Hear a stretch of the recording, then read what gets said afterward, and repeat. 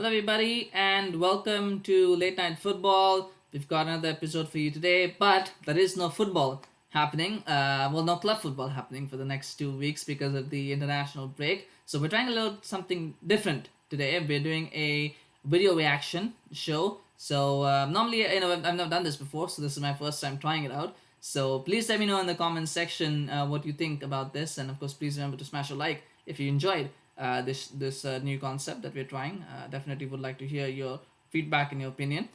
So basically, I found this video on Facebook. It's from Give Me Sport. It's titled "Is Unpopular Opinion: Is Sir Alex Ferguson Overrated?" Sir Alex Ferguson was overrated. Links are in the description below if you want to watch it on Facebook. You can catch it later on as well. Links are in the description below. And it was an interesting video. And I normally, I don't really try to stay away from critiquing too much about other people's opinions. People have opinions. As everyone knows, I'm a Manchester United fan. So obviously, when you see something like that, the first reaction is to jump to it and be like, "Oh my God, what the hell is this guy talking about?" But everybody has their opinions, and I'm not gonna dismiss anybody's opinion of what they think. But I thought let's look at this one. Let's look at the points that this person makes, and let's see what he's actually talking about, because I thought there was some interesting points that were made. I think some were actually made to suit a narrative, which quite often happens. But let's take a look at the video, and we'll talk about it through as we go. So let's see how this goes.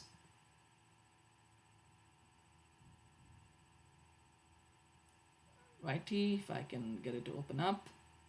So here we go. Alrighty. Sir Alex Ferguson may well be the most overrated manager of all time. Okay, I only say overrated because he is the most rated manager of all time. He cannot be more rated. I mean, after all, he did win 10 of these big posh plates. But what if I told you that Sir Alex Ferguson wasn't a great manager, just a good one, who happened to be in the right place at the right time? My name is Tom, and this is my very unpopular opinion. Let's start in November 1986, when Alex Ferguson, or Alec Ferguson as everyone insisted on calling him at the time, joined Manchester United, following in the footsteps of Ron Atkinson. I didn't know that people like to call him Alec Ferguson. I mean, that part I didn't know. So that's very interesting, actually. Yep. Who had just led the club to 4 consecutive top 4 finishes. Ferguson finished 11th that season before missing out on the title to Liverpool 12 months later. But that was followed by another 11th place finish in 1989, and in 1990, Fergie's side only avoided relegation to Division 2 by 5 points. The pressure was certain. Okay, so a little bit of context here because he hasn't provided it. So for those of you who are not aware, first off, in the 80s, top 4 didn't mean as much as it means today. Today, if you finish 4th, you get into the Champions League. Back in those days, you didn't. You had to finish first. Only the champions got into what was called the European Cup at that point. So you had to finish first to get into it.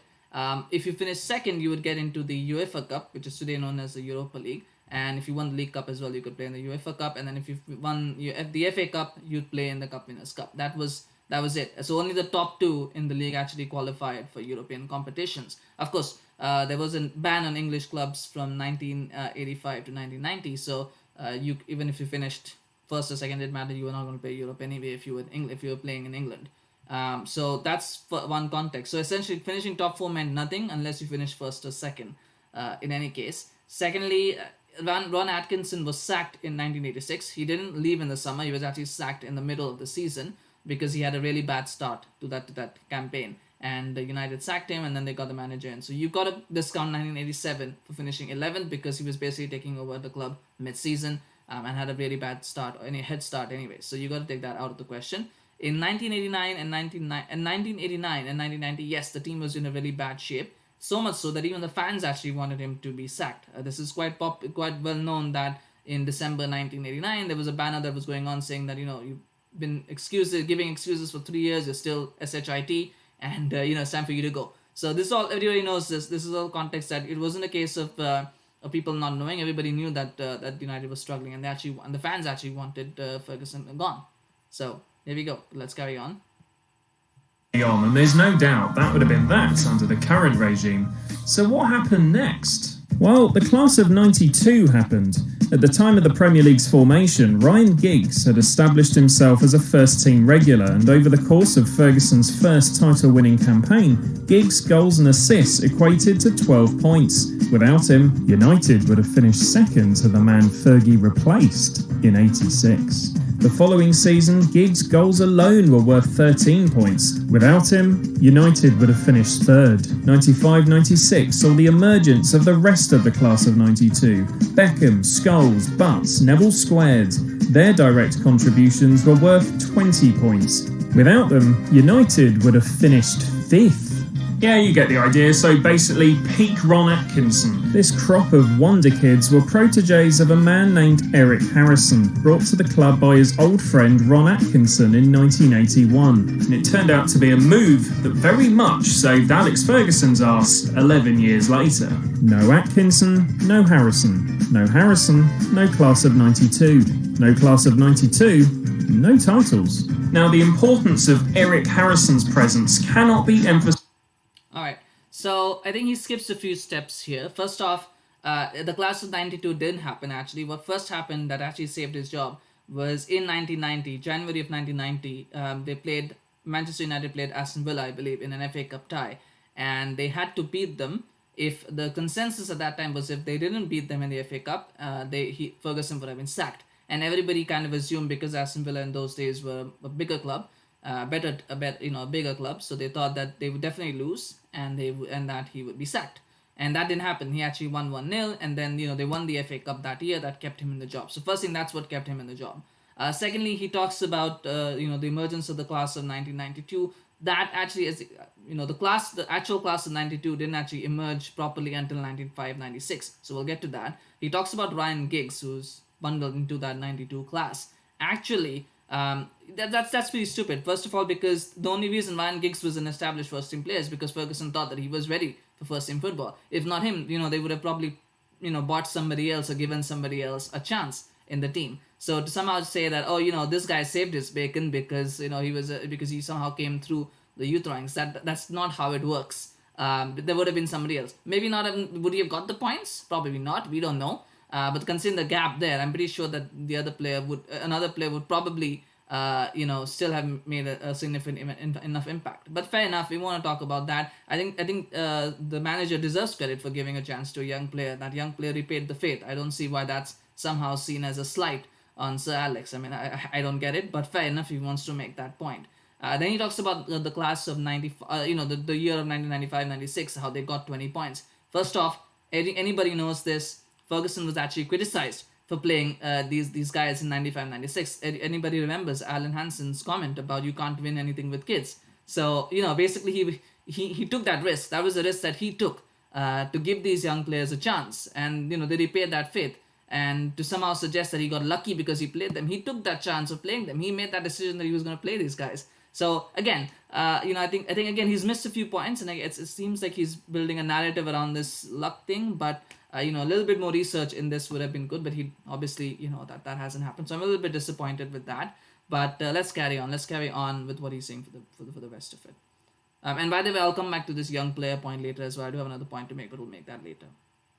Sized enough, because when it came to signing players himself, Ferguson's track record was actually pretty sketchy. Over the course of 26 years, he made 105 signings, 55 of which were certifiable flops. For every Eric Cantona, there was a David Bellion. For every Cristiano Ronaldo, there was a Cleberson. For every Peter Schmeichel, there were several Massimo Taibis. Furthermore, that first Premier League table was arguably the most important to top. Okay, so he's talking about signings, and I think that's fair. I think we all can agree that Ferguson didn't always make the best signings. But then that's how transfers work. I mean, tell me any manager in the world that has managed for 3 or 4 years and has not made flop signings. I mean, that just doesn't happen. And sure, some managers might get more right than more wrong, but to somehow suggest that because he was getting his signings wrong, so he needed the class of 92. I mean, I can see the point that he's making over there. I can see that his track record with signings wasn't very good, but when he got it right, he got it right. and I think that's the most important thing. By the way, yeah, and he's made a lot of bad signings. He admits that himself, but. Again, fair enough. I think I can agree with this point that his track record with signings was sketchy. But I mean, that's with every manager. You can't name a single manager in world football that hasn't made that doesn't have a bad that hasn't made a bad signing or hasn't made a few bad signings over the course of their tenures. Even Pep Guardiola has done it. Pep Guardiola made a bad signed a goalkeeper. He told the established goalkeeper when he came to City, he told Joe Hart, I don't want you. He told the board, give me Claudio Bravo. They gave him Claudio Bravo. In a year, he said, I don't want Claudio Bravo, I want someone else. So, I mean, that happened. So, all managers have had that situation, or have been in that situation. So, but anyway, let's carry on. With Sky pushing its product to a new worldwide audience, Brand United was well and truly established. Who knows, if things had worked out differently, perhaps there'd be a Norwich City megastore in the middle of Beijing. Now at the helm of a global brand boasting significantly more revenue than anyone else in the division other than Blackburn Rovers, and a title under his belt, Ferguson could go on to sign who he wanted, when he wanted, for years to come. Quite literally, as there was no transfer window until 2002. Ferguson was open... Okay, so this is a little bit again, the guy hasn't done his research again, I feel, because he's talking about if they had not... Manchester United were a big global brand since the late 1960s. Well, actually, yeah, since the 1960s. They were a big, not a global brand, I should not say global brand, but they were a big brand since the 1950s. United were well known, even as far back as the 80s, they were well known. The thing is, Brand United as such was... The only thing is that the Premier League kind of gave them a bigger audience to establish their reach, but their reach was already there.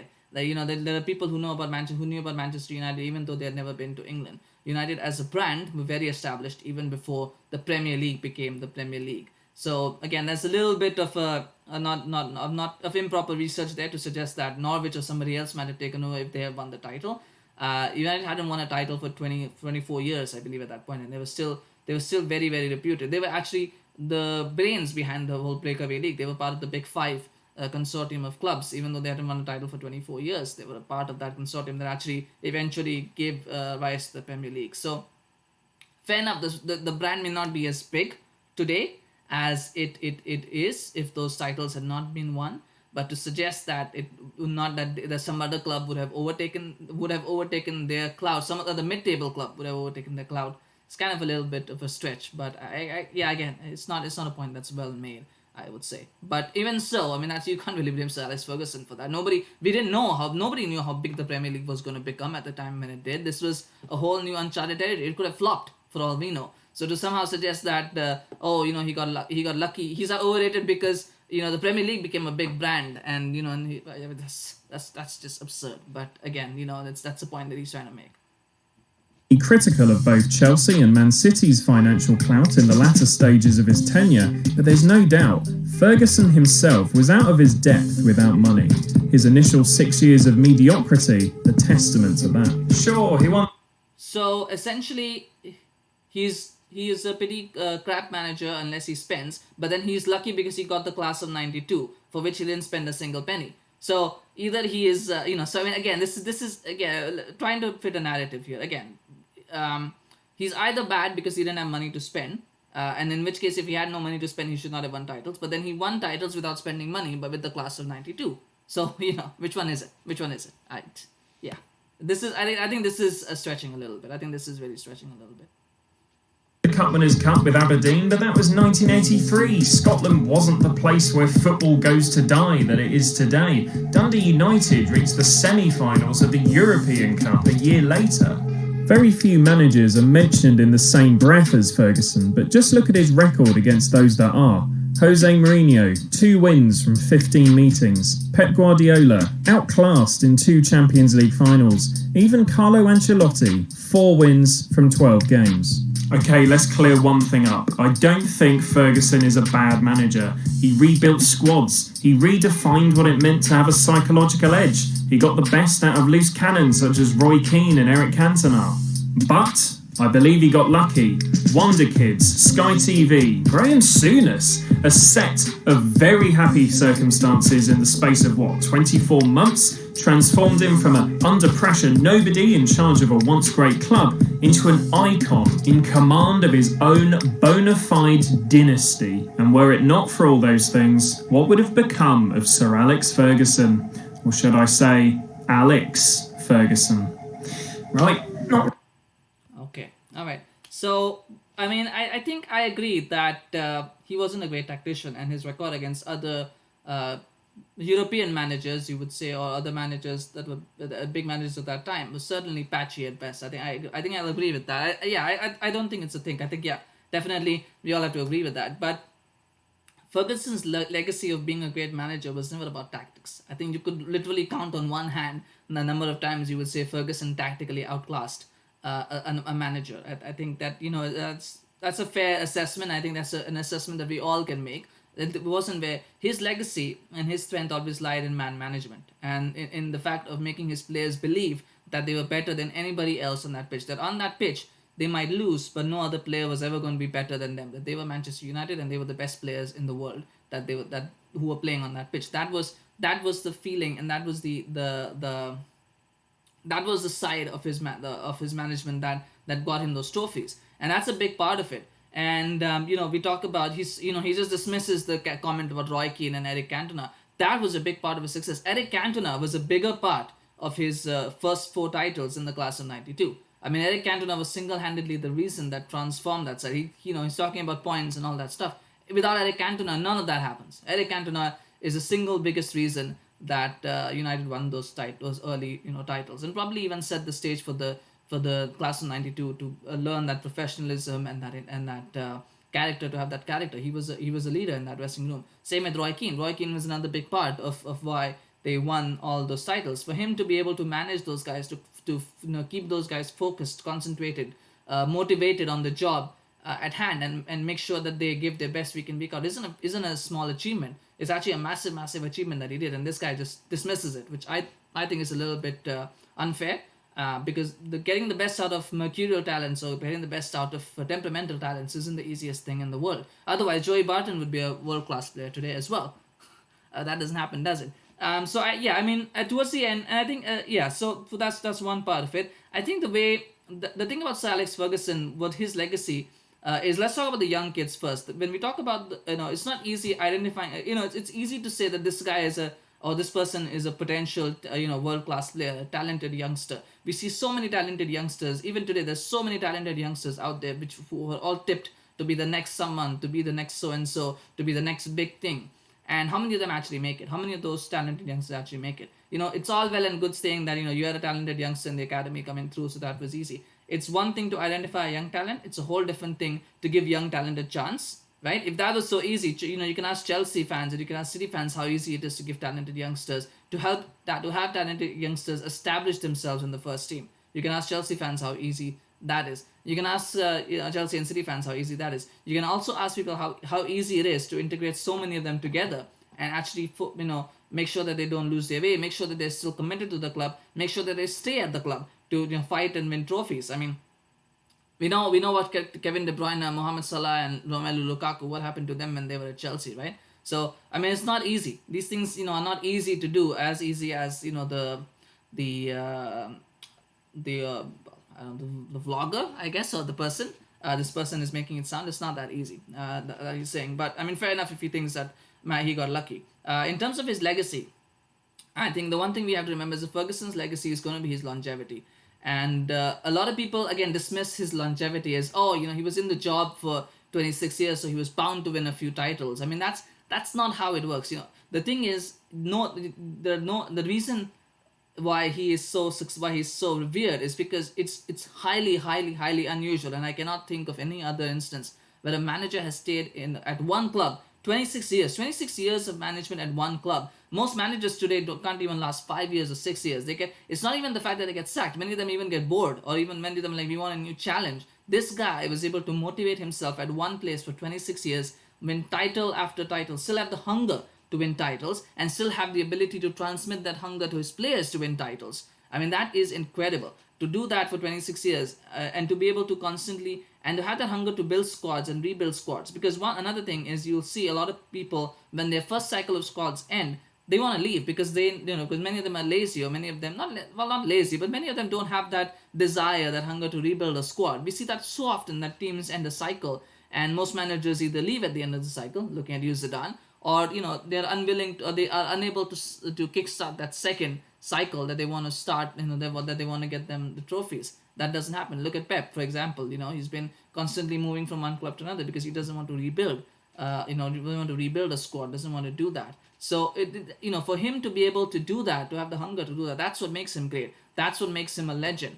And it's not easy to do. These things are not easy to do. Tactics get outdated. You have to update your tactics. You have to change that. And he kept doing that. And he kept winning. This is a guy literally won a league title till the very day that he left. He won a league title in his last season as well. So it wasn't a case of him, resting on his past laurels. He was actually winning stuff.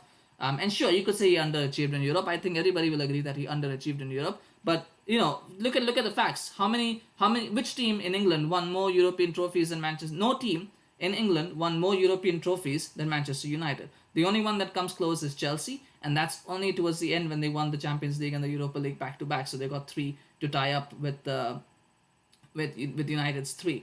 No team won more Champions Leagues than Manchester United. United won the most Champions Leagues in the time that Ferguson was there. Nobody else won more. No other English club won more Champions League's titles. So and of course, this is a majority of this period was when more than one club could play in the Champions League. So it's not a case of United being champions and entering every time on their own. No other English team that were entering, they didn't do that well either. So it's you can't just say that if there were other English clubs doing better than United, that could be something could be said, but it wasn't like he was being outperformed by his English peers. And we have seen since Ferguson has left, it's not like English clubs are setting the Europe on fire anyway. But again, that's not necessarily a big excuse, but it's a fact that he did underachieve in Europe. But his legacy will always be secure in the fact that he took what was essentially a mid-table side in Manchester United. In the 80s, United were a mid-table side. He took them to the pinnacle of English football. He took them to the pinnacle of European football. He took them to the pinnacle of world football, even, you could say, some would say.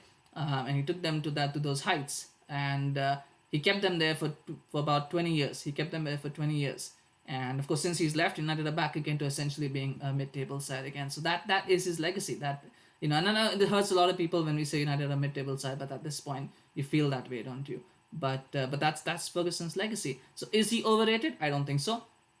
I think he's definitely. I don't think anybody will ever say that he's the greatest tactician of all time. I don't think it's fair to say he's the greatest manager of all time, because that is such a subjective comment. You just don't want to say that he's the greatest. But he is not just a good manager. He is one of the great managers of all time. Probably top 5. Definitely in my top 5 list. I think in most people's top 10 list, definitely he will be there. And that is incredible.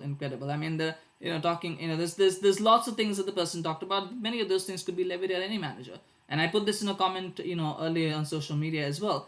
Look at, talk about somebody being lucky, being at the right place at the right time. Talk about somebody getting lucky with academy players. Talk about somebody who had a very patchy track record signing players. If you command these 3, that's Pep Guardiola as well. You could make a case for Pep Guardiola as well to be the same way.